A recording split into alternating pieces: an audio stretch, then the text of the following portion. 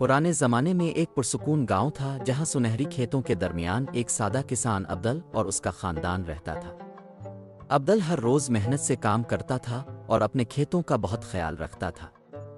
गांव वाले इसकी फसलों पर बहुत इन्हिसार करते थे और उसका खेत खूबसूरत गंदुम और फलों से भरा होता था।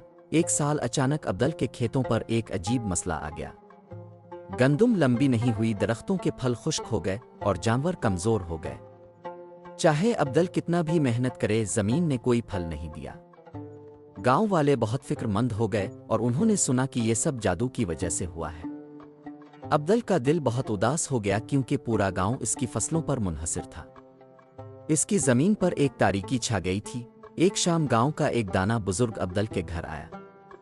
इसने नरमी से कहा, तुम्हारे खेतों को जादू की वजह से नुकसान पहुंचा है, मगर रो नहीं, अल्लाह के कलाम की ताकत किसी भी जादू से ज्यादा है। इसने अब्दल को सूरत अल-फलक पढ़ने का तरीका बताया, जो कुरान का एक पाक हिस्सा है और हर बुरी चीज से हिफाजत करता है।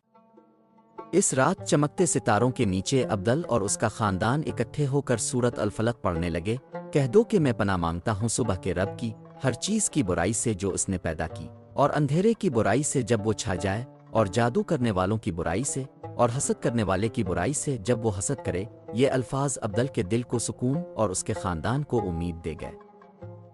एक रात अब्दल ने ख्वाब में देखा कि एक सियाह साया इसकी फसलों को मारने की कोशिश कर रहा है, मगर अब्दल ने सूरत अल-फलक के अल्फाज बहादुरी से दोहराए। वो साया धुआं बनकर हवा में बखर गया। इस दिन के बाद फसलें दोबारा लंबी और हरी भरी हो गईं। फलों ने खूबसूरत कलियां दी, जानवर मजबूत हो गए और गांव में खुशी की लहर दौड़ गई। गांव के सब लोग रोजाना सूरत अल-फलक पढ़ने लगे और अल्लाह की हिफाजत पर यकीन करने लगे। कोई जादू कुरान की रोशनी का मुकाबला नहीं कर सकता। जब जिंदगी में जादू जैसे मसाइल आ जाएं, तो सबसे बेहतरीन हिफाजत अल्लाह पर ईमान लाना और कुरान की तिलावत करना है।